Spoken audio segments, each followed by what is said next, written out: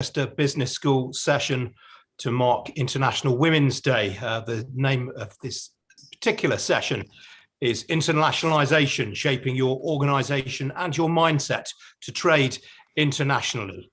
I'm joined by three very distinguished speakers, Jyoti Mehan, Kellie Noon and Emma Sheldon. And before we get going, I'm going to ask all of them to give you a brief introduction as to what they do and their background. And Kellie, I'm going to ask you to go first. Thank you, Ian. My name, obviously, Ian's just introduced me, is Kellie. I run Onno Training and Consultancy, and I work predominantly with businesses to support their international growth, as well as integration of international team members. And I do this really through training in intercultural and linguistic awareness and support.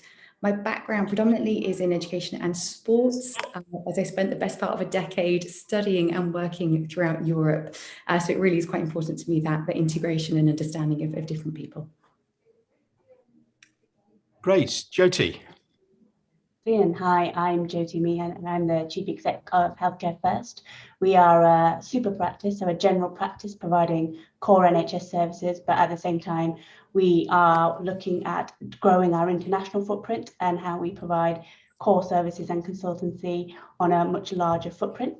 In terms of my background, I'm a management consultant for my sins by background. So I've worked with some of the larger big four, as many of you will know, PwC, Bearing Point, and a lot of that work was also around healthcare and looking at that across an international footprint.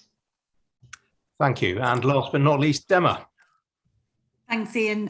My name's Emma Sheldon. I'm a business consultant, non-exec, and also an executive coach. And I'm working with a number of businesses, including Healthcare World and Capture Stroke at the moment. I've got a background in international sales and have opened up many markets, making interesting decisions about operations for a number of businesses, and won an MBE for exporting in 2018. Thank you. And just to say to everyone watching, there will be an opportunity for you to put questions to our panelists. If you could let me know via the chat, that would probably be the best way to go about that. But anyway, on we go. And Kellie, I'm going to start with you. What would you say the main challenges are in terms of a business mentally equipping itself for international expansion? The one thing I see mostly is people focusing their energies, I suppose, in the wrong place. When people start to think about work internationally, I think they immediately think about the practicalities of that, and people focus on what kind of documentation will I need for possibly importing, exporting, what will my payment terms be, and they really focus on the practicalities. But what you need to get your head around is the importance of understanding the people that you're going to be working with and really understanding the culture and how that's going to work. Because if you're going to successfully do anything, you've got to build those relationships. And I just think it's something that gets forgotten so often. And Jyoti, culture is a very key aspect to this, absolutely critical, and understanding the ways in which other countries operate and function. I couldn't agree more, Kellie. So I think we speak from the new experience of somebody trying to enter new markets. And we kind of went in with as you say, we understood sort of the contractual purposes and all of that, but the reality was until you actually get on the ground and understand the real small nuances of working with different cultures, different organizations, and the importance of relationships, you won't get very far without it, is what we learned very, very quickly. So, and it's everything from the modes of communication. So, learning in one culture or one country, WhatsApp is acceptable versus a phone call or a formal email versus, an in-person face-to-face. So understanding all of them dynamics, I would say, from very current experience is far more important and will get you much further than understanding how the reimbursement model works in said country. And of course, Emma, there's no textbook really that can teach you any of this sort of stuff. No, I think there are very good resources to draw upon, and experience, really is, there's no substitute for having experience in it. I've been doing it for many, many years and I'm still learning every single day. So it's really about preparing yourself really well, I think, and getting the right kind of information, as Jyoti and Kellie just said, thinking about that then. But also really importantly, I think it's about knowing yourself. and knowing what it is you want before you enter those markets and how you maybe need to fill the gaps on your knowledge, your expertise, your culture. Because in knowing yourself and knowing what you want, I think it's an easier way then of really tracking and prioritizing what you need to learn and how you need to deploy your business. So, Emma, how would you advise a business leader on how to adopt an international mindset? Bearing in mind, as I say, it's not something that you can easily teach. I mean, how do you go about it? Well, it's very interesting. One of the most successful international businesses that I worked with started off with a potentially, I'd phrase it as a chip on its shoulder that it couldn't sell internationally. And that was because we were very UK focused, and some of the efforts we'd made to sell internationally had failed or not been as successful as we anticipated. And those were the reasons for that were many of the things that we've already mentioned, but also because that mindset was a little closed, and it was a mindset that hadn't fully researched the markets that we wanted to be in.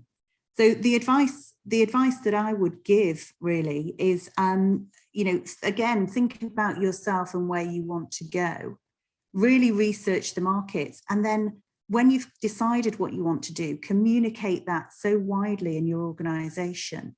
So you're drawing upon that expertise that you've definitely got from all the parts of your organization that do well in your home market, and then tailor those things in a really thoughtful way as to how to bring that expertise to bear on those international markets in a really powerful way and a targeted way. And a focused way that's going to make a difference for you. And then that chip on the shoulder that I talked about with that particular business, the way we managed to sort that out was not by going for the biggest, highest revenue potential market, but was by going for a market which was easy to convert. And in doing that, we started to remove that chip, to build confidence, to create a real sense that we could do this as a team. And then that grew and grew and grew from there.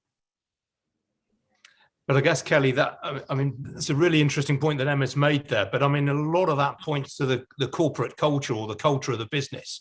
I mean, do you think everyone has to be on board in adopting this kind of mindset? I'd say yes. I think it's really, really important that everyone understands where you're going, what those expectations are. And kind of building on what Emma said, I have similar experiences. You either find people who think, we just can't do this, it's going to be impossible. And those are the people really who you support the most in kind of going through that mindset change and understanding, we can do this, let's look at the resources we have internally and build on those. Or you get people who think, do you know what, this is going to be a piece of cake, we can make it work, no problem. And they're the people who later down the line come up against issues because they haven't had that open mindset or that mindset to change and looking at things differently. And they kind of run in like a bull in a china shop and think, we can do this, we've done it in the UK, it's going to work everywhere. So I think unless everybody really does get on board and think, no, let's take a step back, let's see where we are, like Emma was saying, let's look at our expectations, let's look at the resources we have, and let's really prepare carefully, it's just not going to work. Are you saying then that some companies fall short in terms of researching the markets that they go into?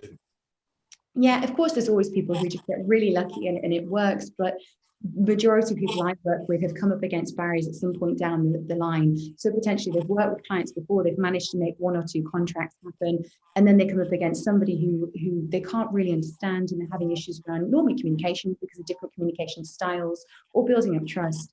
And then you have to take a step back and say, okay, let's look at this in a more broader perspective and think, what is it that we're doing wrong, and how can we create those lines of communication and open those up again, I suppose. And it's fair to say that multinationals are just as capable of making those mistakes as smaller companies as well. I mean, Jyoti, do you think that the kind of businesses that various companies are in makes a difference in this regard? I mean, does it help if you're an established big brand name compared with, say, a smaller, more nimbler business more akin to a startup? I think so. I can speak from two experiences, one with a brand name behind us. And I think it's fair to say having an established household name absolutely opens doors. It has weight behind it. People understand the concept, and you're not trying to recreate an image, a concept, or what you're trying to do from ground zero.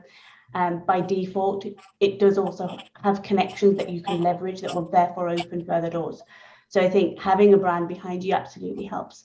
From a startup perspective or somebody very new with an unestablished brand name, what that therefore lends itself to is the need to, or the benefit of establishing in country or ex-country, but has links into a country relationships.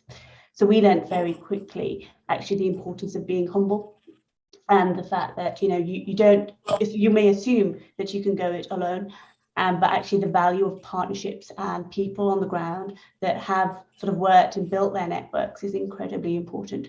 And something that you can't just expect to open and have ready on day one. It's an investment in time and effort to build trust with those partners, and then for them to be able to collectively sell your brand to market. So I think, yes, absolutely. Unfortunately, being well established with a heavyweight name does absolutely help, but you have to think of creative ways around that if you're new to market. Although, as Kelly pointed out, some businesses that go in all guns blazing could come a cropper. I think back to Walmart's various attempts to take on global markets around the world, and they fell flat on their face in a number of cases because they didn't understand the local market. Emma, what about the regulatory and tax hurdles? I mean, these you see surveys time and time again, particularly for SMEs, saying that this is what puts them off expanding internationally. They just can't, they don't have the firepower, they don't have the bandwidth to really cope with a lot of the local bureaucracy. You must hear that a lot. Yeah, I think it's about tackling it with the support that you need to fill the gap. So there is a wide range of support out there to help you understand where you need to focus and what you need to complete. I would point you to the Department of International Trade, who give a lot of advice, and all the embassies in the regions as well to help with regulations in your particular product or service area. And you've had practical experience of that. I mean, is that a worthwhile thing? Yes, yeah, definitely. I would say the support and the expertise that they've got is, because it's in market as well as it's in the UK, and they have experience of taking a wide range of businesses through. Not just that, but there's also people like us, people like us who's been through it. You want to pick up the phone to us or understand our experiences or how we could help. That's again another option for you. What about the banks? Do they offer as much support in this regard as they might? I mean, I know Santander, for example, offer a lot of on-the-ground support to corporate customers in the markets in which they operate, the likes of Brazil and Spain, for example. Are the banks playing as big a part here as they could? I think everybody can all play a bigger part. That's my view. And, the kind of support that you get depends on the kind of thing that you're delivering. One of the things that I would say, needs to be addressed is the way that corporates who are being successful or organisations who are being successful could help the smaller organisations to come through. Linked to that with banks, with the sort of UK support that we've got from government. You would end up having both an inward investment portal and an external exporting that would help us grow the economy generally. I think if you compare us to some other markets, that level of support is greater, in some sectors for businesses doing trade and exporting. I think we could look at how we can provide that single portal so people aren't repeating those kind of back office elements that perhaps could be done more efficiently by others, or access to information that could help more readily. I don't know what your experience of that is, Jyoti, but I think it's very much contingent on the level of maturity of a business as well. So I think, you're a bit more mature, you kind of know your go-to-market strategy, leveraging the banks is better. For what we found was actually doing the exploratory phase through use of, say, Department for International Trade, and to do those open the door conversations was incredibly helpful, because that was how we, again, being quite honest, we had to pivot what we were thinking about, and actually being able to do that in a slightly less constricted manner was incredibly helpful. So I think dependent on your level of maturity, depends on which organisation that you can drop into to help you navigate and grow sort of your international offer. Jyoti, give more colour there. Can you talk more about what your actual experience was there? Absolutely. So I think from a general practice perspective, I will speak. We kind of went into the UAE, for example, with a view that using even the terminology general practice, despite our research, would resonate, and actually came across a lot of barriers. It was like, it's a terrible model. We don't want to do any of that. But when we started to understand a bit more of the nuances and the language they used, for example, it resonated completely. So, you know, how you link it to a hospital or use the same concepts but different terminology. So that was a real quick learn for us, actually, to be able to pivot very quickly, not to collapse your entire concept. And I mean, if you have to, fair play, but to do it in a very nimble way. And therefore, being able to do that through the use of, say, Department of International Trade allowed us to do it in a very safe environment. So we didn't look like we were being a bit naive and we didn't really know what we were talking about. We were given sort of the leverage of an organisation to say, actually, they do know what they're talking about. They're just working in it in a different way. I'm interested that you light on the fact that you're talking about the UAE there, because, of course, a lot of people, it is International Women's Day after all. A lot of people might perceive the UAE to be slightly female unfriendly in terms of treating female executives on the same way that they would do a male executive. You didn't come across that issue at all?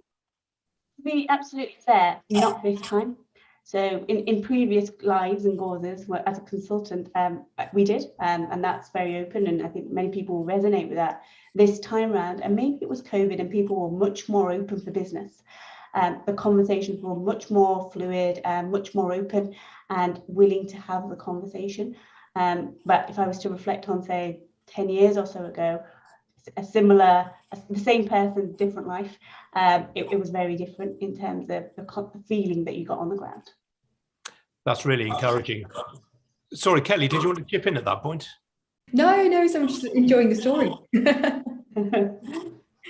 I mean, it's interesting though, because people often assume that it's economies in the emerging markets, if you want to term them thus, that might be sort of hidebound by those sort of opinions. But I mean, it's also developed market economies. I mean, Japan, for example, is notorious for not necessarily treating female executives in the way that it treats male executives.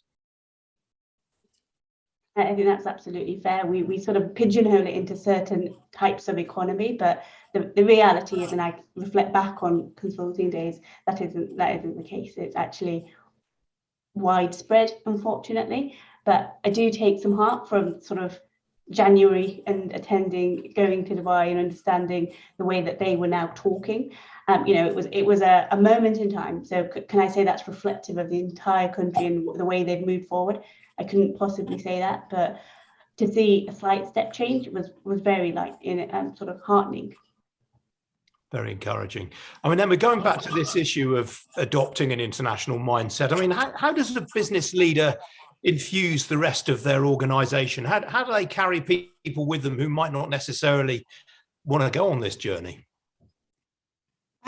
So I think often, if you think about how international trade happens in an organization, it's often one person going out to a market, discovering that they want to do business over there, having a real passion for it.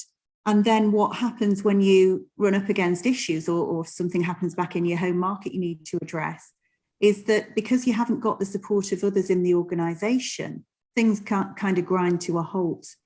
And we've talked before about the importance of relationships and carrying things on and making sure that there's trust between the parties who are going to do business. And if communication suddenly stops, I think it's hard for that trust to be built. And I think it's hard for the relationships to, to progress in a manner that you would hope. And so I would encourage those people who are sort of the trailblazers into international markets and perhaps not wanting to disrupt the home, the home business from its current status.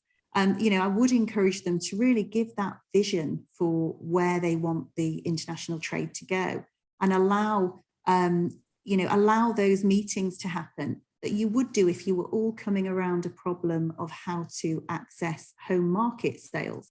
So you'd get your groups of people together from all your different, parts of your organisation, and you get them to tackle the problem of how to sell in the home market.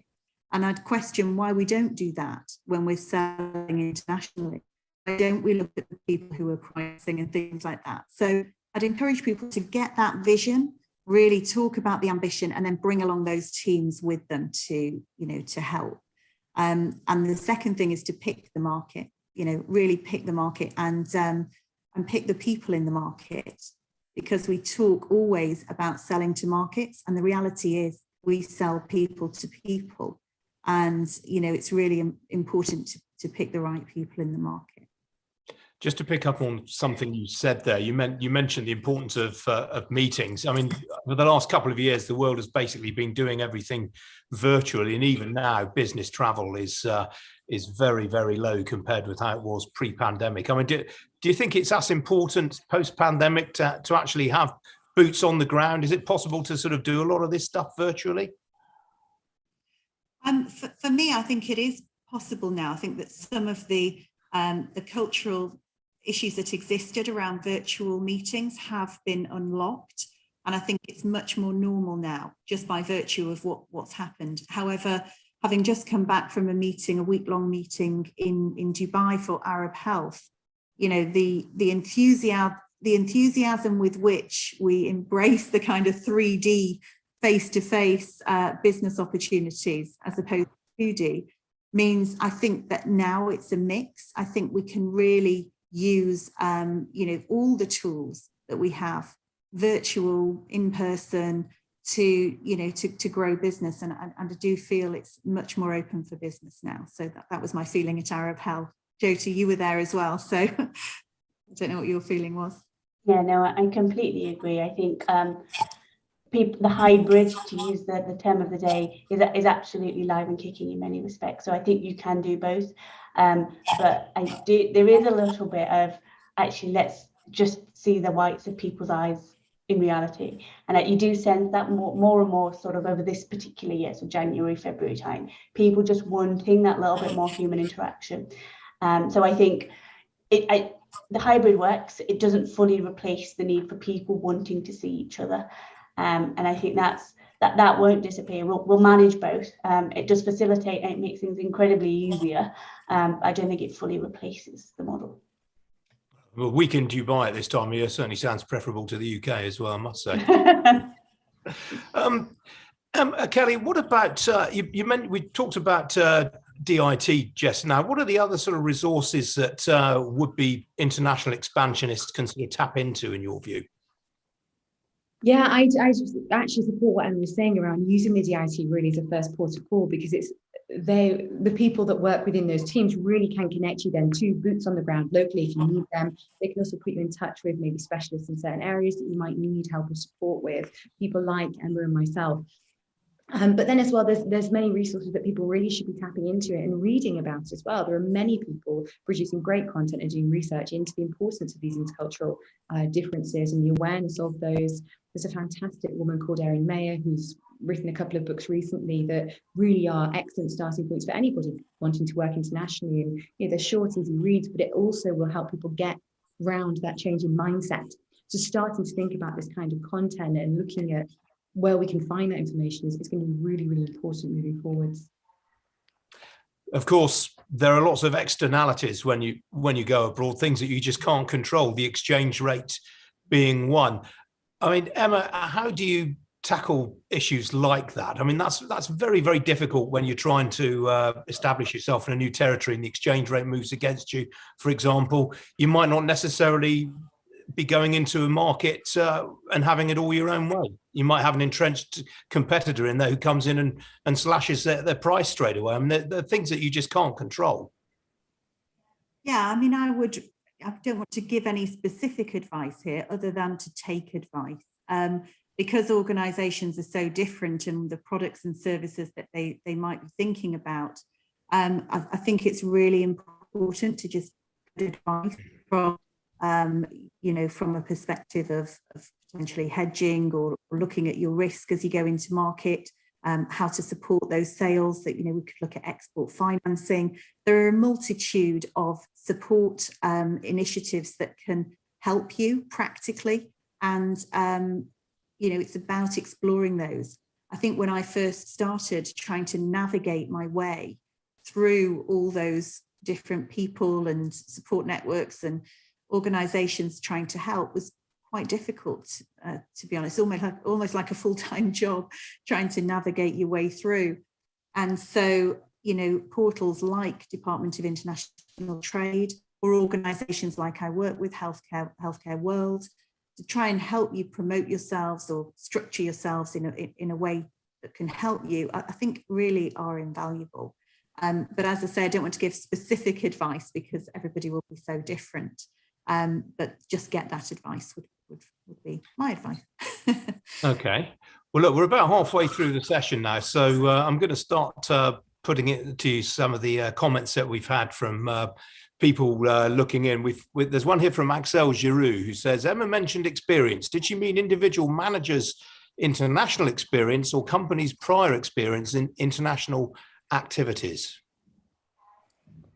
Feels like a long time ago. I'm sure I meant both. I think it's really important as you go along for those individual managers or anybody in the organisation who has experience of working internationally or has cultural knowledge, and to bring their experience to bear for the organisation, but also as the organisation goes along, to be experienced. I think it's just about learnings and applying those learnings.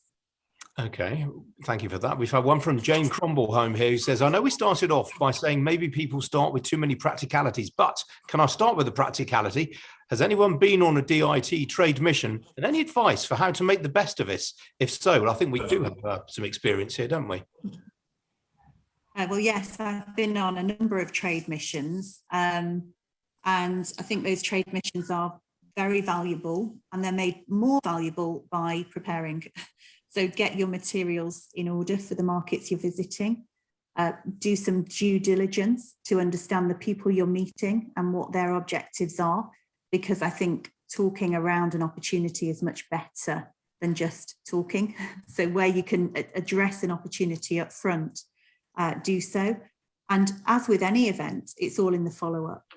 The people who are the most successful are those people who have planned to take action following the event and do, because you'd be surprised at how many people go along to something and then just don't do the follow-up. So if you can be that person doing the follow-up with good preparation before, I think you're way ahead of where you'd otherwise be, and would fully support, Jane, you've mentioned getting on those trips. If you have the opportunity, I would wholeheartedly recommend that you do. I mean, the other observation I'd make for what it's worth, it's not just the Department of International Trade. There are lots of other bodies whose expertise you can tap into, the British Council, for example, and all of the various chambers of commerce around the world are pretty invaluable in my experience in helping international businesses. We've another question from Jane, actually. She's obviously watching us avidly here. She says, culturally, we have found that some countries place great store by people going, especially in Southeast Asia and China. I know that you said hybrid meetings may work, but do you think about whether that will outweigh the element of commitment if and when the pandemic is over? And then how do we balance that against environmental issues? A very good question, that. Who wants to tackle that one? I'd start by adding one point to that, actually. I mean, we've mentioned all of the invaluable option of having these hybrid meetings, which of course saves a huge amount of time and money and means that you can facilitate a lot of these projects moving forward a lot quicker, which is something that Jyoti mentioned. But when you are starting to deal with the examples like Jane's given, Southeast Asia, the importance of creating a really strong relationship and connection with the people you're working with can't be underestimated. I think going out there and spending the time with people and really getting to know them is extremely important. But an additional point to that we haven't yet mentioned, of course, is the language side. So we are, in many of these cases, dealing with people English who don't actually have English as first language, and being able to sit down and communicate face to face makes that communication process a whole lot clearer and a lot easier than if you're doing it in a hybrid model or over the telephone. And I think as well, that's something else we need to really think about and not underestimate either. No, and also prepare for. One of the things Emma was talking about before is preparing for going on, for example, trade missions, but you've got to really be careful with preparing how you're going to communicate with people as well. You've got to know how you can communicate clearly and how you can use your English in a way that is going to be understood as you're moving forwards. Do you think British businesses are missing a trick then by often focusing on the Anglophone world? I think people take for granted how easy it is for them to communicate in English and don't think about what it's like for the other person communicating in the second language, especially if you yourself don't speak any other languages. It's extremely tiring. It's extremely difficult to do.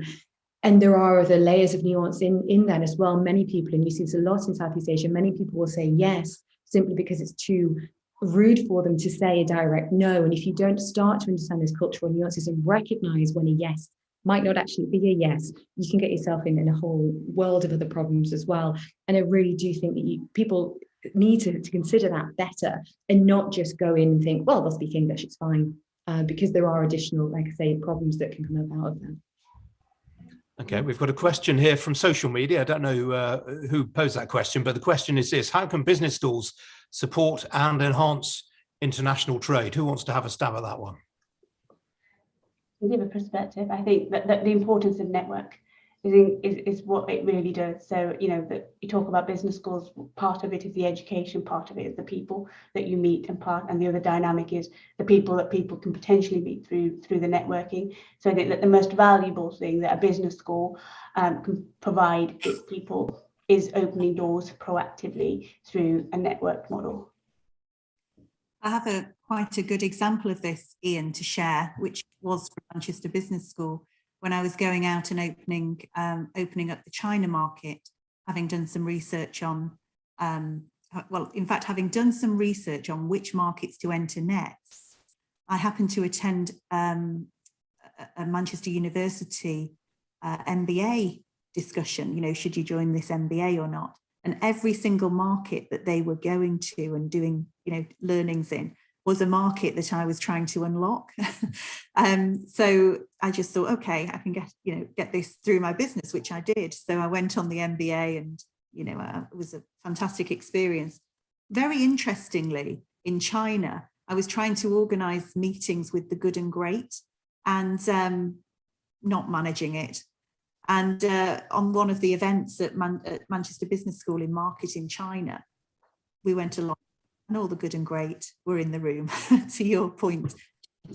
So not only that, but I felt that there was an underlying element of credibility, that because I was doing this study, because I was doing this course, and because they had also in many cases experienced the university's, you know, excellent coursework, and networks, that gave you an extra level of credibility, and I think that really stood us in good stead. So effectively was positive for our revenues even. So that's a really good example, I think, of how that really did help. Okay, thanks for that. There's one here from Axel Giroux. She says, in view of today's International Women's Day and the expertise of our speakers today, could the three of you share some of the difficulties you've faced yourselves in being a woman when engaging in international trade activities? So one for all three of you there. Go on, don't be shy. I'll do that.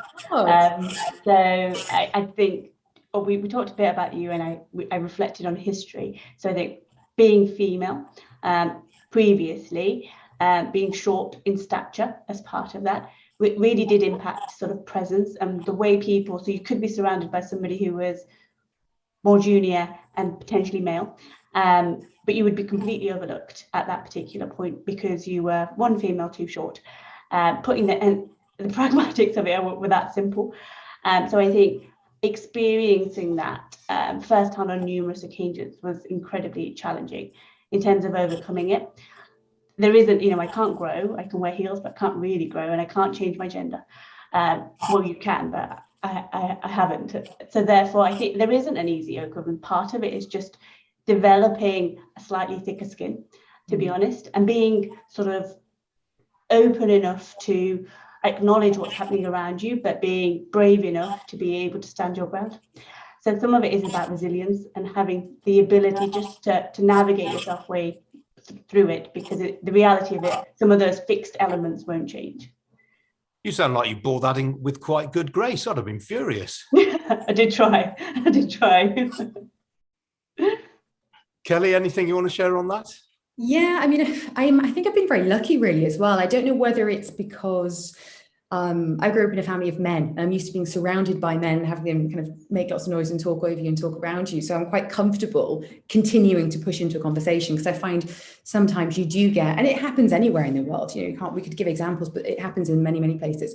You go into a meeting and the predominant group of men will continue to talk over you or ignore your suggestions, and just speaking up and continuing to speak up. And I find that actually after a while it works, they listen. But I don't know whether that's part of just because it's the way I am, or whether I've just been lucky enough to not have been in situations where it's been particularly bad. But you never know, do you? Emma, how about you? Yeah, I think you know, when engaging in business generally, you know, in the UK or overseas, it's just about really, you know, everybody I'm sure will have had their own experiences of this. And for me, one sticks in the mind, which I would classify, I kind of have coined it unconscious bias blurting, which is, you know, somebody has an unconscious bias because they think something about you because you are a woman in a certain situation overseas, where perhaps they're thinking that you're out of context. They're not expecting to see you. So, you know, on a trade mission, for example, you know, somebody would say to me, oh, thanks for organising it, you know, and it's that kind of unconscious bias blurting that perhaps they were also looking at, you know, a younger man, for example, also perhaps wondering out of context why he was there, but they wouldn't kind of blurt that out in front of you. And I think, you know, how do we learn those skills, as Kellie was talking about, to deal with those moments, to push through them, to not take them sensitively. What do you say? Why are they being said? You know, these are all questions on International Women's Day that, as we kind of try and push through these biases or these, you know, these thought processes that could have the potential to really keep women out of conversations or keep women out of the places where decisions happen. And I think it's important that we address them and we kind of, you know, have that moment where we say, okay, where does this come from? And just try and push through that really and change it. That's a really interesting point you raised. I mean, do you still think that's an issue both domestically and internationally? I mean, I think the days are long gone when business used to be sort of carved up on the golf course, but do you still see that as being an issue from place to place? Well, interestingly enough, on the trade mission I mentioned, it wasn't an international person who'd said it. It was one of the co-colleagues. So, you know, traveling from the UK. So, you know, it's just, I think, an out of context perspective. It's just those things that as you get into situations where you're less within a context, within an expectation, that's when you start to push those boundaries. So, you know, for me, it's about, you know, not pulling up the ladder. It's about making sure that we've got more women in the room who expect to see each other, who understand the context in which you operate, and just to really push through so that it becomes the norm and it becomes expected. And, you know, you go out to a market, how do we want to represent ourselves? What's the shape of that trade mission? How does it look? How should it look? And I think asking those questions of ourselves is really important. Okay, we have another question here from Vildan Tasley, who says, what would be your one suggestion for young female students at business school who will be future business leaders in a global world? Who wants to have a crack at that? Just tell them to do it. Go for it. You know, it's like Emma says, you know, things are starting to change, and if we can all encourage other women to get involved and do more of this, then it will become an easier working environment for everyone. You know, but if people do want to get involved, if women are starting to think, well, I'd love to run an international business, go for it.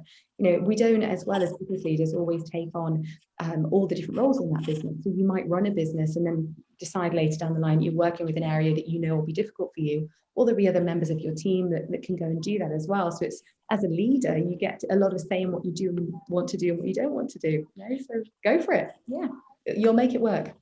Like everything, you make it work. Jyoti, did you want to come in there? The only thing, so I completely agree with Kate. I think throw yourself in, but I think the second thing that's very important is make sure you've got a good support network around you. So people you can draw upon, for whether it be advice or just a degree of support, especially when you're venturing into new markets where it's all unknown a little bit, and it can be incredibly isolating. So I think investing some time in building people around you to help you through that journey is equally as important. I mean, Emma, Kellie made a very good point there. Just go for it. But I mean, it is unfortunately the case, isn't it? There are some sectors, the tech sector springs to mind, which do have this sort of very unfortunate kind of male bias, if you like. Yeah, well, I mean, if we were giving the suggestion to the female future business leader about that, I would say don't be discouraged by those differences in. You know, you have your idea, really drive that idea forward, really focus on your idea. As Jyoti said, get the support behind you. As Kellie said, believe you can do it. And then once you've done it, my one piece of advice is give back. Remember how you felt in those moments. Remember where you came from, and do some mentoring, do some support, be visible, and really help others to kind of have a point of vision where they can think, I can do that too. So, you know, give back once you've got there and succeeded. Send us a postcard. Do you know what? That's a really good point. I mean, it may well be the laziness on the part of some of my colleagues in the print media, but you do see a lot of female executives being accused of pulling up the ladder behind them once they've reached the top. I mean, do any of you think that's a valid interpretation of the way things are these days? I think it's a really interesting question to ask, and I think I'll try and tackle it in this way.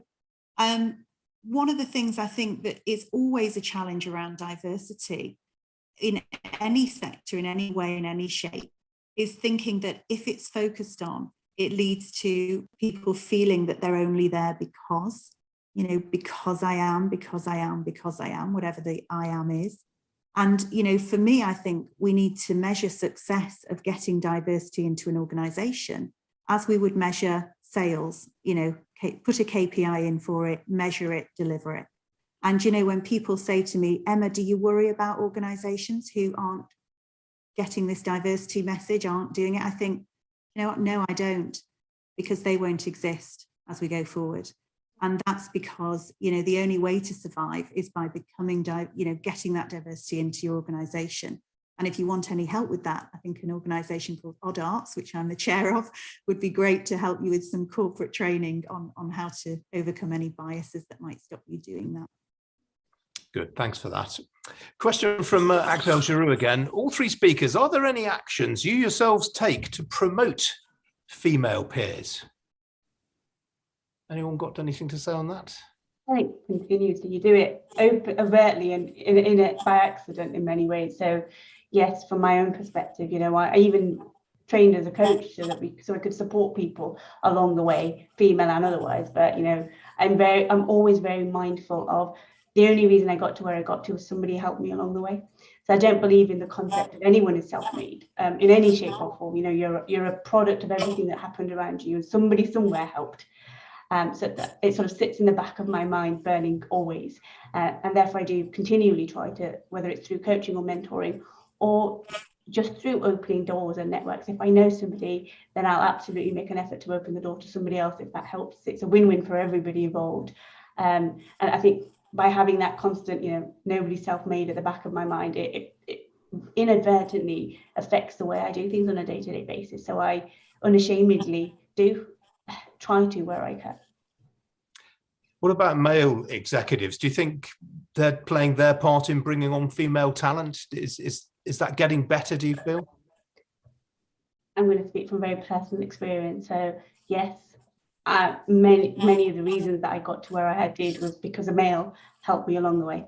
And that's because at the time there weren't many females where we were. So there was a male somewhere that went, I'm going to take a punt on this one for whatever reason. And ultimately, so on that basis, very personally, I'm very thankful to those males in my life, because they were the ones that did take a risk and went, let's give it a shot. Emma, Kellie, do you want to chip in on that? Yeah, I would agree. And I'm, on today of all days, I think just what's coming across my timeline on social media, LinkedIn, Twitter, is really that allyship that men are starting to really think about and promote and be present for. So certainly I'd agree with Jyoti, there weren't women in roles often who were promoting me, it was men and believing in me. And so that's fantastic. And more of that, please.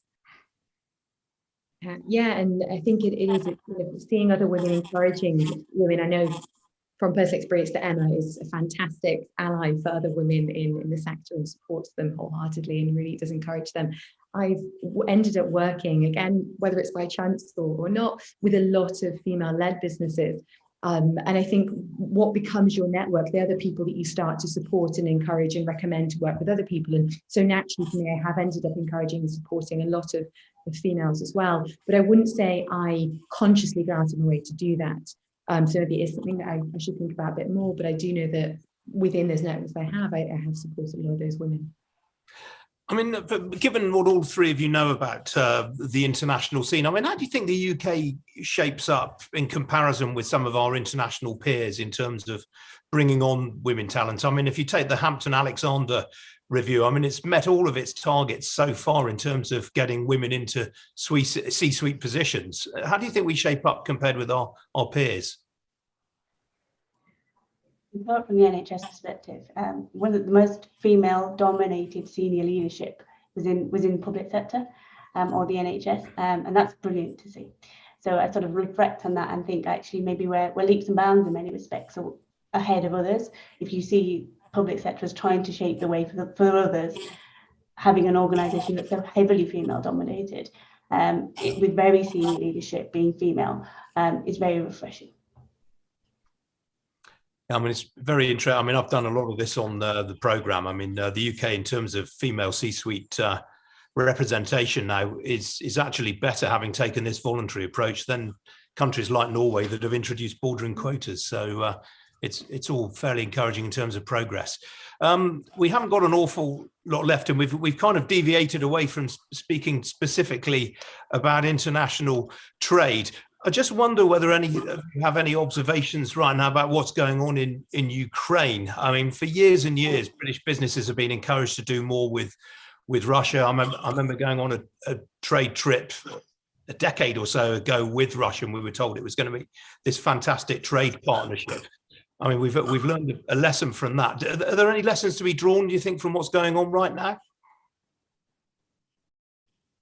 So I think that, from my perspective, it is just very sad, to reflect on this. And I think, you're seeing organisations, the big four, starting to pull out, and the impacts of that on, from a human perspective on those individuals, whilst all attempts, I'm sure, will be made to manage that, and it just is very, very sad to see.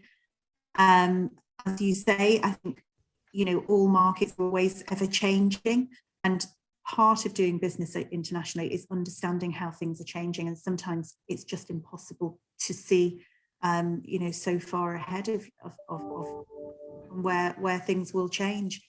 So for me, I think I would just express such sadness, for what's happening over there, would be my comment.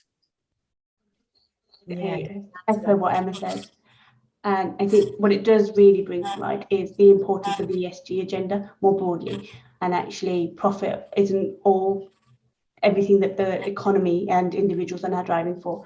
And therefore, the solidarity and approach that we've seen across countries, across the EU, in terms of an action against whatever your political stance, really does drive home. Actually, we're driving a slightly different agenda going forward from a commercial business perspective, again, which is a new way of working for many. We have boards that traditionally only ever looked at a KPI that was your bottom line and profit. Actually, what we're now seeing is boards looking at very diverse agenda items that impact, whether it's been driven by, a very new generation, millennials or below, But what it does showcase is that very much coming to the forefront of the way markets go to market. You don't think it's undermined the ESG case in some ways? The fact that a lot of defence companies, for example, have complained about being starved of capital because they don't necessarily meet ESG criteria. It turns out we do actually need them, and we do need them to have access to capital. I think it's a very fair comment in many respects, but it's a yes and no, I think is the unfortunate answer. Okay, I don't think we've got any more questions in, so I'll just give people watching a couple of minutes notice before we wrap things up about if they want to get any last minute fizzers into our panel. But in the meantime, Emma, what's next on the agenda for you in terms of where your business activities are going to take you? Well, yeah, so lots of things. I think focusing on how we can all get more face-to-face is one thing that I'd like to be focusing on. So supporting peer-to-peer networking and engagement across the whole economy, so we can work together and try and come together around some of these problems. Of course, I do my executive coaching, so wanting to support leaders who want to internationalise. And consulting to help those businesses who want to grow, to do so in a really supportive and ethical way. And Jyoti, how about you? What's next for you?